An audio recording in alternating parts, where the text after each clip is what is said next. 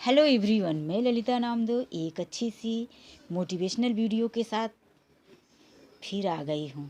दोस्तों, यदि आपके पास टाइम है तो आप रुक के 2 या 4 मिनट इस वीडियो को देख लो। यदि नहीं है तो अभी चले जाओ। मेरी वीडियो क्यों ख़राब करोगे और अपना 2 मिनट का टाइम क्यों वेस्ट करोगे। हाँ, यदि मेरे लिए 2 मिनट का टाइम है तो रुक के ये मेरी वीडियो ज़रूर देखो। तो राजा रहता है। राजा बहुत ही अय्याश और शराबी और आवारा किस्म का लड़का है। वो अमीर भी है, लेकिन वो अपनी लाइफ में एक अलग ही अंदाज से जी रहा होता है। तभी एक दिन अचानक से उसके घर में एक नई लड़की आती है और वो किसी स्टेज पे रहता है। उसके हाथ में 2 दारू की बोतल, और वो दिन कौन सा रहता है? दीपावली का दिन रहता है। उसके हाथ में 2 बड़े बड़े दारू की बोतल रहती है, और जैसे ही वो बाटलों को ऐसे गिरता लड़खड़ाता हुआ घर के अंदर आता है, वो बोतल वो लड़की संभालती है और दोनों हाथ से ले लेती है और एक बोतल गिरा देती है। तभी वो पूछता है, बहुत महंगी उसकी, तो कहती गिरा दिया।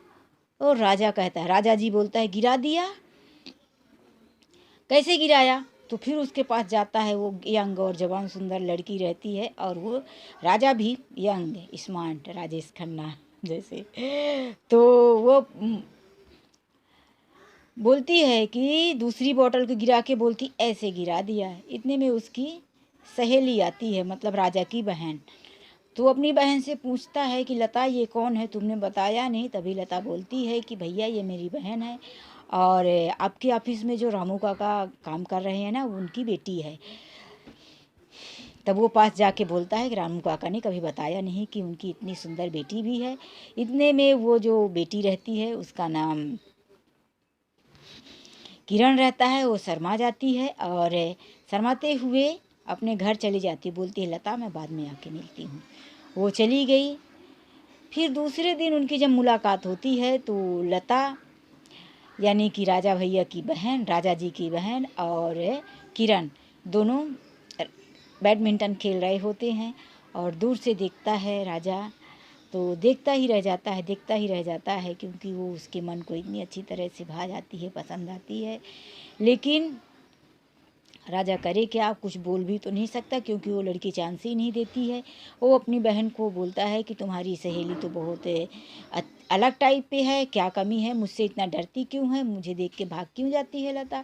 लता से अपनी बहन से बोलता है, तो उसकी बहन बोलती है, भैया, किरण एक अलग टाइप की लड़की है, सदियों पुराने ज़माने की है। वो तो लगता है कि मतलब सती सावित्री से पहले की भी है।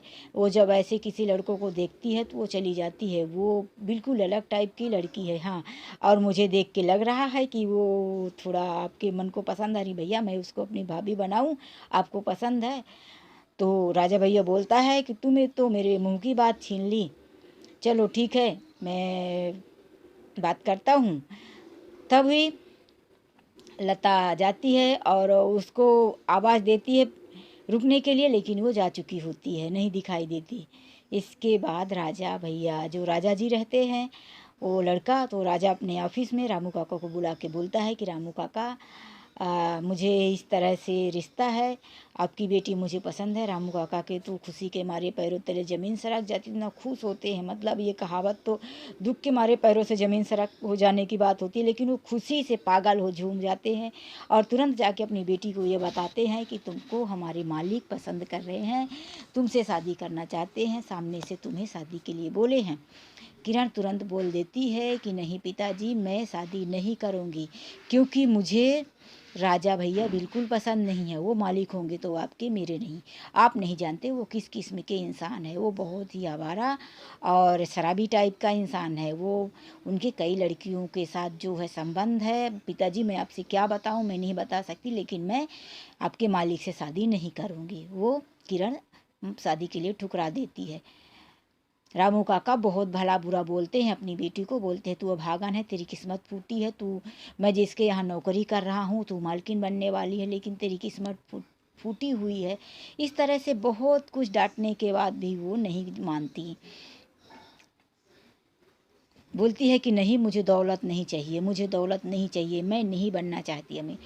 इस तरह से वो ठुकरा देती है। रामू काका दुखी मन से दूसरे दिन बताते हैं कि राजा जी साहब मालिक ये बात है, तो मैं क्या करूं, लेकिन फिर भी मैं कोशिश करूंगा कि मेरी बेटी आपसे ही शादी करे। तो कुछ दिन बीतता है, तभी राजा की ऑफिस में मतलब उनकी कंपनी में एक लड़का आता है जो नौकरी मांगने आता है। वहाँ पे उनके 15-20 से काम करने वाले पहले से ही रहते हैं।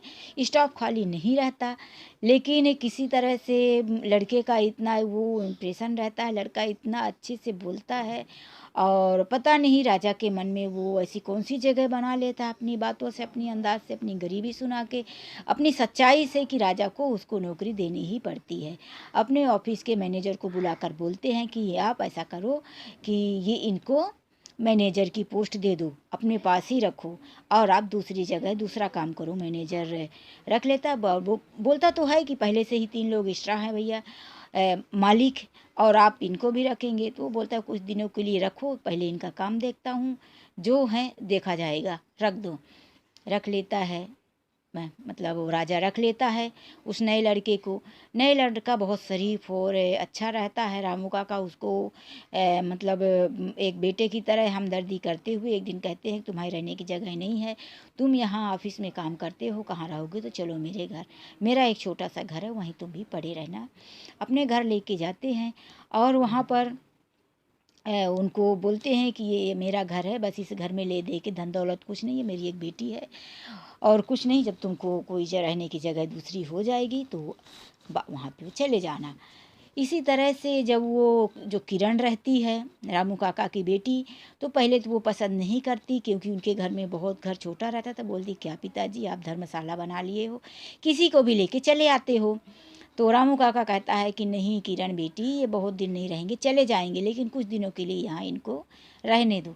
इसी तरह से वो इतना सरल और सीधा सच्चा इंसान रहता है कि पता नहीं कब किरण का दिल जीत लेता है वो नया लड़का किशन। एक दिन मालिक पूछते हैं राजा ऑफिस में कि सब ठीक ठाक तो है, कहाँ रहते हो, और अचानक से उनके जो किशन रहता है ना, किशन के पटी हुई शर्ट में मालिक की नज़र जाती, तो बोलते हैं कि तुम लो ये दूसरा शर्ट बनवा लेना, और रहने का कुछ ठिकाना हुआ, तो बोलते हैं हाँ रामू काका के घर पे रहता हूँ। तो इस तरह से वो झटका खा जाते हैं, बोलते क्या मतलब रामू काका के घर पे क्यों रहते हो, उनके घर में तो बहुत छोटी सी जगह है।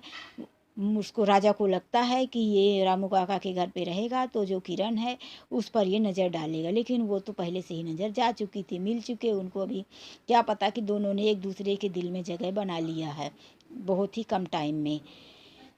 तो राजा बोलता है कि वहाँ रहने की ज़रूरत नहीं है, तुम मेरे गेस्ट हाउस में आ जाओ और रुको।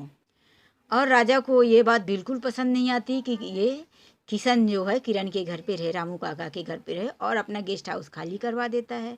खाली ही रहता है गेस्ट हाउस, वो मैनेजर को बोलता है, जो और दूसरे नौकर रहते हैं तो उनको बोलता है कि लेके जाओ और इस किशन को गेस्ट हाउस में शिफ्ट कर दो। किशन को गेस्ट हाउस में ले जाते हैं। वो बहुत बड़ा गेस्ट हाउस और मस्त सुंदर ही रहता है क्योंकि पैसों की तो कोई कमी नहीं रहती राजा के पास। तो वहाँ रहने लगता है, और जब भी एक दिन ऐसा 2-4 दिन बीतता है तो किशन जाता है किरण से मिलने, और किरण से मुलाकात के दौरान उसी दिन अपने दिल की बात बोल देता है कि मैं चला तो गया लेकिन अपना दिल यहीं छोड़ के चला गया हूँ। जो सुकून मुझे आपके घर में मिलता था वो मुझे संगमरमर की दीवारों के बीच में नहीं मिलता। तो किरण पहले ना बोल देती है, बोलती है कि मैंने आपको ऐसा तो नहीं समझा था कि आप ऐसे निकलेंगे, मेरे दिल में देखिए ऐसा कुछ तो नहीं है। फिर राजा वहाँ से किशन वहाँ से वापस चला आता है, लेकिन फिर किरण को भी लगता है कि नहीं मैंने गलत बोल दिया, सच तो ये है कि मैं भी किशन से प्यार करती हूँ।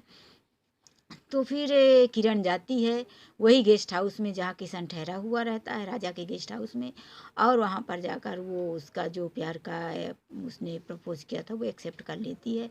फिर दूसरे दिन किशन ऑफिस से छुट्टी करता है और दोनों घूमने जाते हैं।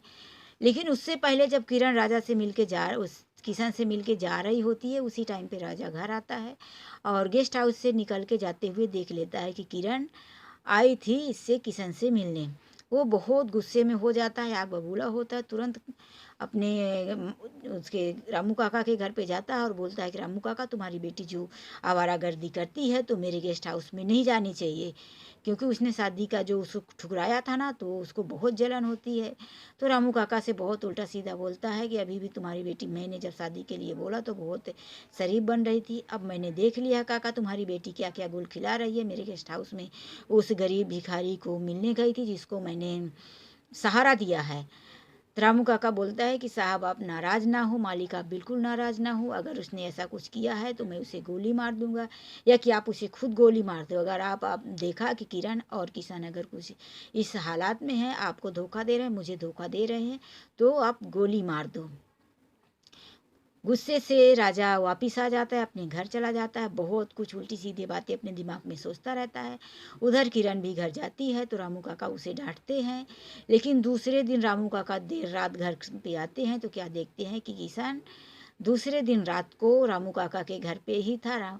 वो दोनों बातें कर रहे थे, बैठे हुए थे, और किरण जो है किशन के बालों को सहला रही थी। तभी रामू काका आता है और देख लेता है अपनी बेटी के साथ किशन को, तो बहुत डांटता है, बोलता तूने मेरे साथ ये किया, बदचलन है, ये है वो है, अपनी बेटी को बहुत बुरा भला कहता है। किरण बोल देती है कि ऐसा कुछ नहीं है पिताजी जो आप सोच रहे हो, लेकिन मैं किशन से प्यार करती हूँ, मैं शादी करूँगी तो सिर्फ और सिर्फ किशन से करूँगी, वरना मैं किसी और से शादी नहीं करूँगी। किशन वहाँ से चला जाता है, उसे भगा देते हैं। रामू काका बोलते हैं कि तू तो मेरी नज़रों से दूर हो जा, चला जा, मैं तुझसे बाद में बात करूँगा। इधर राजा को बहुत जोर से गुस्सा लगी रहती है। राजा अपनी पिस्तौल निकालता है और क्रोध में गेस्ट हाउस की तरफ चल देता है कि आज मैं इसे किशन को ख़त्म कर दूंगा, बिल्कुल नहीं रहने दूंगा। गुस्सा इतना क्योंकि वो पहले से ही शराबी और थोड़ा अय्याश टाइप का लड़का था, पैसे की कोई कमी नहीं थी। जो भी लड़कियों को, क्योंकि लड़कियों को भी वो कुछ खास नहीं कर, मतलब उसके लिए कुछ नहीं थी। आज तक कोई भी ऐसी लड़की नहीं थी जो उसे ठुकराई हो, तो इस बात का उसे थोड़ा गुरूर भी रहता है, घमंड और गुस्सा भी आ जाता है। तो वो जाता है और जैसे ही गेट खोलता है, गेट के पास जाता है तो क्या देखता है कि किशन पूजा कर रहा होता है। हाथ में उसके ऐसा बत्ती रहता है, वो बत्ती घुमा रहा होता है, अगर पूजा करता है। और जब ही वो सामने जाता है, ऐसे मतलब उसको पीछे से शोल्डर पकड़ के पीछे करने की कोशिश करता है, तो क्या देखता है कि एक तस्वीर है, एक फ़ोटो है जो फ्रेम में लगी हुई है। उस फोटो में बीच में माँ और साइड से दोनों छोटे छोटे बच्चे हैं। फिर एकदम से वो फोटो को देख के राजा जो है सहम जाता है, रुक जाता है और पूछता है कि ये जो तस्वीर है तुम्हारे पास कैसे आई। किशन बताता है कि बीच में मेरी माँ है, एक साइड में मैं हूँ किशन, मैं जो छोटा भाई हूँ, और एक ये दूसरा मेरा बड़ा भाई सोमू। तो मेरे वो स्टोरी बताता है कि ये जब फ़ोटो हम लोग खींच रहे थे, मेरे घर पे तस्वीर खींचने वाला आया था। हम दोनों बहुत, मतलब मेरा परिवार गरीब था, मेरे पिताजी पहले ही ख़त्म हो चुके थे। तभी ये तस्वीर मेरा बड़ा भाई सोमू मेरे हाथ से खींचता है और थोड़ी सी फट जाती है तस्वीर। और जब तस्वीर फट जाती है तो मैं बहुत रोने लगता हूँ। तभी मेरा बड़ा भाई सोमू मुझे पत्थर उठा के पत्थर मारता है, तो मेरे यहाँ पे खून आ जाता है। तब मेरी माँ खाना बना रही होती है और चूल्हे की लकड़ी से सोमू भैया को मार देती है, जिससे सोमू भैया का पैर जल जाता है। फिर सोमू भैया वहाँ से चले जाते हैं और उसके बाद आज तक वापस नहीं आए। माँ बहुत दुखी होती है और सोमू भैया को ढूंढते ढूंढते 1 महीने में माँ मर जाती है। वो इस तरह से स्टोरी बताता है और मैं इधर उधर पैसे के लिए इधर भटकता रहता हूँ, फिर आपके पास आता हूँ। वहीं पर वो बैठ जाता है ये राजा और सोचने लगता है कि उसके बाद क्या हुआ। तो उसके बाद वो ये सोचता है कि जो सोमू नाम का लड़का घर से भागा था, तो वो ट्रेन में आता है और ट्रेन में जब टिकट की इंक्वायरी होती है तो उसके पास टिकट नहीं रहता, टीसी, उसे उतारने लगता है ट्रेन से। उसी टाइम पर एक अमीर व्यक्ति उसी ट्रेन में रहते हैं और उसे बोलते हैं कि इसे मत निकालो, टीसी मत निकालो, क्योंकि इसके पास टिकट नहीं है। फिर भी ये बच्चा है, 15-16 साल का बच्चा है, आप इसे रास्ते में उतार दोगे, कहाँ जाएगा। तो टीसी बोलता है कि नहीं, मैं रूल्स के खिलाफ तो नहीं चल सकता, मुझे इसकी टिकट तो चाहिए ही, नहीं तो मैं अगले स्टेशन में इसे उतार दूंगा। तभी वो अमीर व्यक्ति पैसा निकाल के देता है और बोलता है इसकी टिकट के पैसे मैं दे रहा हूँ। टीसी बोलता है कि आप इसे जानते हैं क्या, क्यों आप इसके पैसे दे रहे हैं। तो वो अमीर व्यक्ति बोलता है कि ये इतना बड़ा मेरा बेटा था जो एक एक्सीडेंट में मारा गया, और मेरी एक छोटी 8 साल की बेटी है जो आज भी अपने भाई राजा भैया करके उसके लिए हमेशा रोती रहती है। उसे नहीं पता कि उसका भाई इस दुनिया में नहीं है। वो अभी भी अपने भाई का इंतज़ार कर रही है। इसीलिए मैं इसमें अपना बेटा देख रहा हूँ और इसे पैसे दे रहा हूँ। वो अमीर व्यक्ति उस लड़के को अपने घर में लेके जाता है, और उस व्यक्ति का कुछ ये अलग ऐसे काम रहता है, जो लोग ये पैसा कमाने के लिए स्मगलिंग का काम करते हैं, ऐसा कुछ काम रहता है उसका। तो उसके भी बहुत सारे नौकर चाकर रहते हैं, इसीलिए तो वो अमीर रहता है। एक दिन ऐसे ही हिसाब देखता रहता है वो छोटा लड़का, फिर बोलता है कि चाचा जी ये हिसाब मैं करूं, आप सो जाओ। वो हिसाब करता है तो वो अमीर व्यक्ति को उसका हिसाब बहुत अच्छा लगता है। उसी दिन से उस लड़के को वो अमीर व्यक्ति अपना पूरा हिसाब दे देते हैं। वो लड़का इतना होशियार भी रहता है कि फटाफट उसके काम में हाथ बटाने लगता है अमीर व्यक्ति के। और देखते ही देखते लड़का भी जवान होने लगता है। तो एक दिन अचानक से बहुत ज़्यादा तबीयत खराब होती है, और लड़का बहुत सेवा करता है अमीर व्यक्ति की। वो अमीर व्यक्ति घर में पहले ही बोल देते हैं कि तुम मेरी बेटी के सामने मुझे पिताजी बोलना। अब तुम इस घर में, तुम्हारा सोमू नाम नहीं है, तुम्हारा नाम राजा भैया है, तुम राजा जी नाम से जाने जाओगे। तो वो लड़का अमीर व्यक्ति को पिताजी कहने लगता है। देखते ही देखते वो स्मगलिंग का काम करता है। तो उसी में एक दिन पकड़ा धरी में पुलिस की गोली लग जाती है। गोली लगने वाली रहती है राजा को, लेकिन गोली लग के सामने आ जाते हैं उसके पिताजी, जो उस बच्चे को ट्रेन से लाए थे। तो राजा पूछता है कि पिताजी आपने ऐसा क्यों किया, क्यों आपने मुझे बचाने के लिए अपनी जान दे दी। तो वो अमीर व्यक्ति बोलते हैं कि बेटा, जब मैंने तुम्हें पिताजी कहने को बोल ही दिया, तो तुम अब मेरे बेटे हो। औलाद के लिए बाप कुछ भी करती है, लेकिन मेरा एक लास्ट वचन है जो तुम निभाओगे। कभी भी मेरी बेटी लता को ये पता नहीं चलने देना कि मैं तुम्हारा असली बाप नहीं हूँ, तुम उसका असली भाई इस दुनिया में नहीं है। तुम मुझे वचन दो, किसी भी पराये इंसान के सामने, किसी के सामने भी तुम ये बात नहीं कहोगे, कभी मेरी बेटी को पता नहीं चलने दोगे। क्योंकि मेरी बेटी को धन दौलत सोने के महल छत तो मिल जाएगा, लेकिन उसे दिल का सुकून नहीं मिलेगा अगर उसे पता चल गया कि तुम उसके सगे भाई नहीं हो। वो वचन दे देता है, और अपने कामों में दोनों खुश होते हैं, दोनों जवान हो जाते हैं, बहन भी जवान हो जाती है, लता बड़ी हो जाती है। यही सोचता है मन में, फिर उसकी आंखों में आंसू आ जाते हैं। किशन बोलता है, मालिक साहब क्या हुआ। बोलते कुछ नहीं कुछ नहीं। तेरी बातें सुन के ना किशन मेरी आंखों में आंसू आ गए। अब यहाँ पे राजा को इतना तो मालूम पड़ जाता है कि मैं ही सोमू हूँ, और ये मेरा छोटा भाई है तस्वीर देख के, क्योंकि तस्वीर का टुकड़ा अभी भी राजा के पास ही था। उसने तो नाम बदल दिया था, असली नाम तो उसका सोमू ही था, और वो बता भी नहीं पाता। तो बोलते हैं कि ठीक है, और वहाँ से निकल जाता है। दूसरे ही दिन जब किसान आता है ऑफिस में, तो बहुत सारे पैसे देता है राजा जी नाम रहता है। तो राजा बहुत सारे पैसे देता है किशन को, और बोलता है कि अपने लिए बहुत सारे कपड़े ले लो, तुम्हारे सारे कपड़े खराब हो गए हैं, और जो चाहिए वो ले लो। और हाँ सुनो, कल हमारा जो बिजनेस मीटिंग है, दिल्ली जाना है, वहाँ तुम चले जाओ, साथ में मैनेजर चले जाएगा, और वहाँ एक बहुत अच्छे से होटल में रुकना। जो भी कमी, जो भी खर्चा, जो चाहिए कर लेना मीटिंग में, कि मैं क्या क्या बातें करना, वो मैंने एक लेटर में लिख दिया है, वो तुम सारी बातें समझ लेना। धीरे धीरे मैं क्या रहता है कि जब उसे पता चल जाता है कि यही मेरा छोटा भाई है, वो बता तो नहीं सकता, लेकिन उसे अपने भाई की तरह पूरा अधिकार देने लगता है। राजा ऑफिस में उसे मालिक बना देता है देखते ही देखते। और फिर रामू काका के पास जाता है और बोलता है, रामू काका तुम किशन की शादी अपनी बेटी किरण के साथ कर दो। किशन को जब ये पसंद है तो कर दो। रामू काका बोलता है कि नहीं साहब, उस लड़के का, गरीब का, जिसका अनाथ है, उसका ना कोई रहने का ठिकाना, ना उसके जात समाज कोई नहीं। तो इधर राजा को गुस्सा आ जाता है, और रामू काका का कॉलर पकड़ लेता है। बोलता है कि आप ऐसा क्यों बोल रहे हैं कि उसके समाज खानदान का कोई पता नहीं, वो अनाथ है, मैंने सब पता कर लिया है। अपना गुस्सा कंट्रोल में करते हुए राजा बोलता है कि मैंने सबका पता कर लिया है, बहुत अच्छे खानदान का लड़का है, और हाँ, उसकी सारी जिम्मेदारी मैं लेता हूँ, कर दो।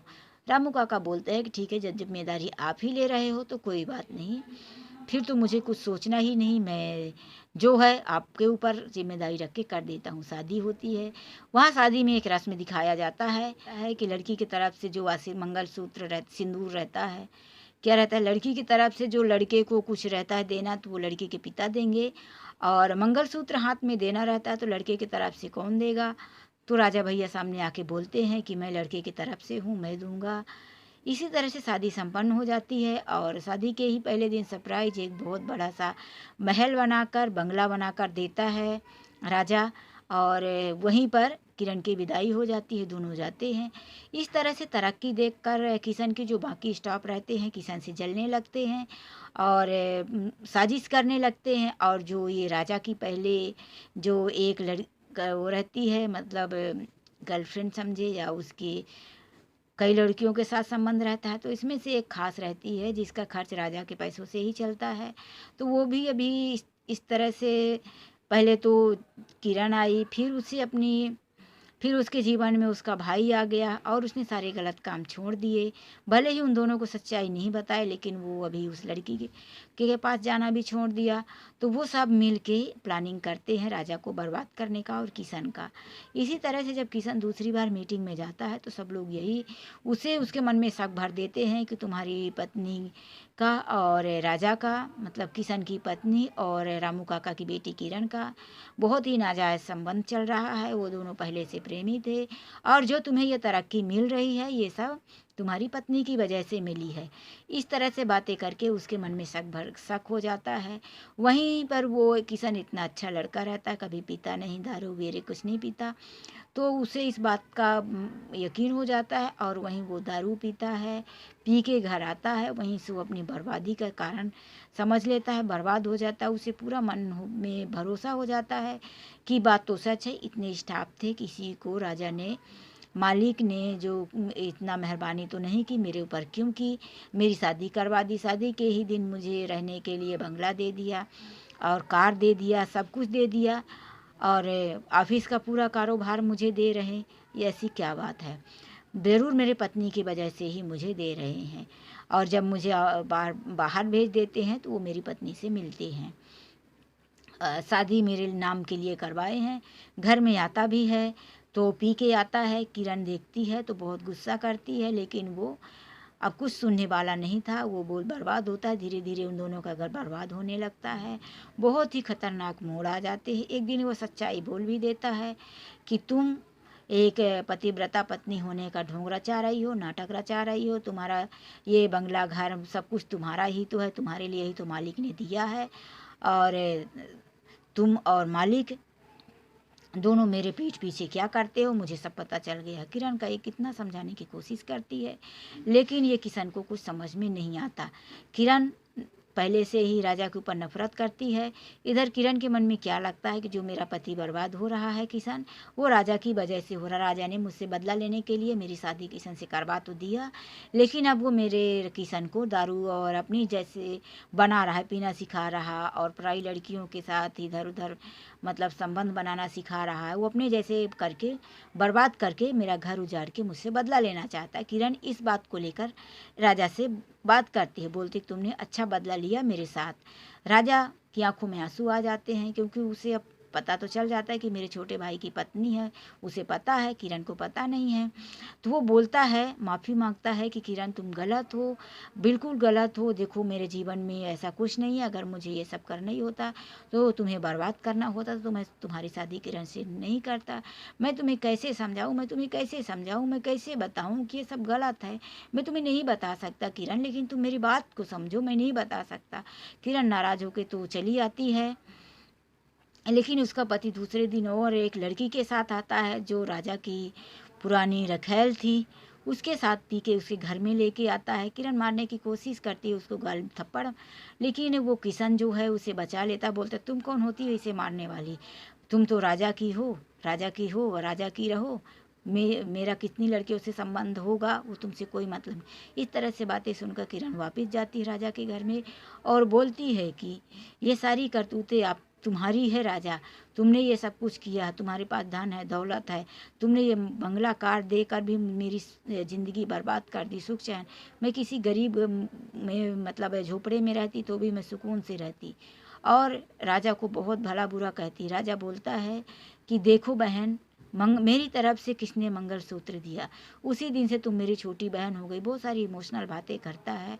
तुम मेरे भाई मतलब मेरे किशन मेरे छोटे भाई जैसा है, उसकी तुम बहू हो, पत्नी हो, इसीलिए मैं तुम्हें छोटी बहू और अपनी बहू और छोटी बहन जैसे मानता हूँ। तुम मुझ पर भरोसा करो, मैं ये नहीं कर सकता। बहुत सारी इमोशनल बातें करता है। तब किरण को यकीन हो जाता है। किरण माफ़ी मांगती है और वापस चली जाती है। और राजा बोलता है कि मुझे समझ में आ गया कि ये सब कौन कर रहा है। और वो जाता है और उस लड़की को जो राजा को बर्बाद कर रही हो, तो जो इसके पुरानी गर्लफ्रेंड रहती है, पैसों के लिए कितनी लड़कों के साथ ये उसका संबंध रहता है, तो उसे वो ब्लैंक चेक देता है और बोलता है तू इसमें साइन कर, जितने पैसे तुझे चाहिए तो ले, लेकिन तू किशन के पास आज से कभी नहीं जाएगी। अगर तू किशन के पास गई तो मैं तुझे जान से मार दूंगा। तू मुझे जानती है लेकिन समझती नहीं कि मैं पहले से क्या था, और अभी भी मैं बदला नहीं हूँ। तेरे लिए मैं अभी भी वही हूँ। ले, तेरा मुंह बंद करने के लिए जो पैसे चाहिए ले ले। इस तरह से उसे चेक दे के आ जाता है। और जो उसका मैनेजर रहता है उसे बर्बाद करता है, उसे भी अपने ऑफिस से निकाल देता है। बोलता है कि ये राजा कि किशन को वहाँ कौन लेके गया, तू लेके गया, सारी हरकतें तेरी है, मुझे समझ में आ जाता है। इस तरह से स्टाफ में भी जो उसके साथ गद्दारी करते हैं उसको निकाल देता है राजा। लेकिन किशन इतने पर भी नहीं मानता। एक दिन 2 दिन घर नहीं आता। एक दिन किरण की तबीयत अचानक बहुत ख़राब होती है। राजा किशन के घर पे जाता है, वहाँ बैठा रहता है क्योंकि वो तो उसकी बहू है, वो तो निडर जाता है, छुट्टी मतलब उसके छोटे भाई की पत्नी है। उसी टाइम पे किशन आ जाता है और उल्टी सीधी बातें करने लगता है। राजा वहाँ पर बताने की भी कोशिश करता है, लेकिन किशन इतना नशे में रहता है, बिल्कुल नहीं सुनता। राजा बोलता है कि मैं तुझे मारूंगा, क्योंकि मेरा तुझे मारने का भी हक है, मैं तुझे मारूंगा। और वो हाथ भी उठाता है, लेकिन वहाँ से किरण भी बोलती है कि चले जाओ, तुमको किसने अधिकार दिया मेरे पति पर हाथ उठाने को, मुझे मेरे हाल पे छोड़ दो। वहाँ से वो निकाल देता है और वो बहुत नशे में रहता है। दूर से अंदर लेके जाती है किरण। राजा वापस अपने घर चला आता है। राजा बहुत दुखी रहता है, वहाँ उसको बिल्कुल ज़िंदगी बर्बाद लगती है। वहाँ से आते ही वो फ़ोटो निकालता है और एक लिफाफे में पैक करता है और एक लेटर लिखता है और अपने ड्राइवर को बोलता है कि ये लिफाफा ले जाकर किशन के हाथ में देना और अपने सामने ही पढ़ने को बोलना। किशन पढ़ लेगा तो देखना तुम्हारे साथ भागा भागा चला आएगा। वो लिफाफा लेके जाता है ड्राइवर, लेकिन किशन इतना नशे में रहता है कि लिफाफे को पढ़ना उचित नहीं समझता। लिफाफा वहीं फेंक देता है, लिफाफा नहीं पढ़ता और ज़बरदस्ती करने पर ड्राइवर को एक चांटा जमा भी देता है, मार देता है। ड्राइवर आके बताता है कि मालिक, किशन ने लेटर नहीं पढ़ा। मालिक पूछते हैं कि क्या जवाब दिया, तभी उसने दिखाता है कि ये जवाब दिया। उसके चेहरे पे खून जैसा रहता है, तो बोलता है कि ये जवाब मिला है। तो राजा बोलता है कोई बात नहीं, लाइट बंद करके चले जाओ। इस तरह से लाइट बंद करके ड्राइवर चला जाता है। जब सवेरे उधर किशन का नशा उतरता है, किशन लेटर को देखता है तो पहले सोचता है, 2 बार उठाता है, फिर फेंकता है, फिर तीसरी बार पता नहीं क्या सोच के लेटर को उठा लेता है और खोलता है। जैसे ही खोलता है तो उसके जो कवर के अंदर एक देखता है कि एक पैर मतलब फटी हुई तस्वीर थी, टुकड़ा उठाता है तो उसे वो बात याद आती है कि ये तो मेरे सोमू भैया ने फाड़ लिया था और आधी तो मेरे पास है। वो टुकड़ा उठा के लेता है और फिर फटाफट लेट खोलता है तो उसमें लिखा रहता है कि मेरे छोटे भाई किशन, मैं कितना समझाने की तुझे कोशिश किया कि मैं तेरा भाई हूँ, लेकिन मैं एक वचन से बद्ध हूँ। मुझे 2 बातों का डर था कि यदि मैं तुझे बता देता कि मैं तेरा छोटा भाई हूँ, किरण को पता चलता तो वो तुझसे शादी नहीं करती, क्योंकि किरण मुझसे नफरत करती थी। वो मुझे आवारा, शराबी और अय्याश समझती है और शायद मेरी भी बहुत सारी गलतियाँ हैं जो तुझे मैं अपना भाई नहीं बता सकता था। और दूसरा ये कि मैं जिस घर में रह रहा हूँ और लता मेरी बहन नहीं है, लेकिन फिर भी मैंने लता को बहन जैसे पाला है और मैंने पिताजी को वचन दिया है कि मैं मरते दम तक ये बात किसी को नहीं बताऊँगा। इसीलिए मैं वचन नहीं तोड़ रहा था, लेकिन तू मेरी बात को समझा नहीं। मेरे भाई, मैं दरवाजे पे इंतज़ार नज़रें लगाए हुए तेरा इंतज़ार कर रहा हूँ। बस एक बार तू मुझे अपना भाई बोल के मुझे अपने गले से लगा ले। इतना ही लेटर पढ़ते ही उसका सारा नशा उतर जाता है। किरण के पास आता है, बोलता है किरण किरण देखना, ये जो राजा है ना, मालिक है ना, वो मेरा भाई है, मेरा सोमू है, मेरा भैया है। मैं कैसे भैया के पास जाऊँ, क्या मुंह दिखाऊंगा? तू चल ना, मेरे भैया तेरी बहुत इज्जत करते हैं। किरण तू चल, मुझसे गलती हो गई। दोनों फट आते हैं और जैसे ही घर के अंदर आते हैं, भैया भैया चिल्लाते हुए ऊपर जाते, देखते हैं कि कमरे की लाइट बंद थी। कम लाइट चालू करते हैं और उसी समय पर उसकी जो बहन रहती है ना, तो बहन का एक प्रेमी रहता है जिससे वो शादी करना चाहती है, तो वो भी पास में आया हुआ रहता है आशीर्वाद लेने। क्योंकि उससे पहले उसके पिताजी ना शादी नहीं करने दे रहे थे, फिर पता नहीं पिताजी भी उसकी मंजूरी दे देते हैं लड़के की। तो वो उसकी बहन का जो हस्बैंड पति बनने वाला था, वो लड़का भी उसी टाइम पर आया था आशीर्वाद लेने के लिए कि भैया से आशीर्वाद लेंगे। सब लोग ऊपर जाते हैं और इधर किशन भी भैया भैया बोलते हुए जब ऊपर जाता है, लाइट चालू करता है, तो पहले पैरों में पड़ के माफ़ी मांगता है, भैया मुझे माफ़ कर दो, माफ़ कर दो। लेकिन जब कोई जवाब नहीं मिलता तो आता है सामने, हाथ पकड़ता है, ऐसे उठाता है हाथ तो हाथ गिर जाता है। ज़ोर से चिल्लाता है, भैया नहीं भैया नहीं भैया, ये तुमने क्या किया भैया, तुमने क्या किया, देखो तुम्हारा भाई आ गया। और बहुत रोने लगता है। इतने में लता भी आवाज़ सुनती है और लता की तो सारी दुनिया ही उजड़ गई, क्योंकि उसका भी आगे पीछे कोई नहीं था। वो भी आके रोने लगती, भैया भैया मुझे छोड़ के क्यों चले गए भैया, मेरी क्या गलती थी। इस तरह से इस कहानी का एंड हो जाता है और राजा बता भी देता है और राजा अपनी ज़िंदगी में सुधर भी जाता है और अपना वचन टूटते टूटते राजा इस दुनिया से चला जाता है, सच हकीकत बताकर। तो दोस्तों आज के लिए बस इतना ही। यदि ये स्टोरी अच्छी लगी हो तो वीडियो को लाइक करना और देखो मेरे चैनल में नए हैं तो प्लीज़ चैनल को सब्सक्राइब करके जाना। मिलते हैं एक नेक्स्ट वीडियो में, बाय बाय। हाँ, और यदि आपको ये स्टोरी मालूम है कि ये कहाँ की है, किस मूवी की स्टोरी है, तो आप ज़रूर कमेंट में लिखना। बाय। मैं आपको थोड़ा सा हिंट दे दी हूँ।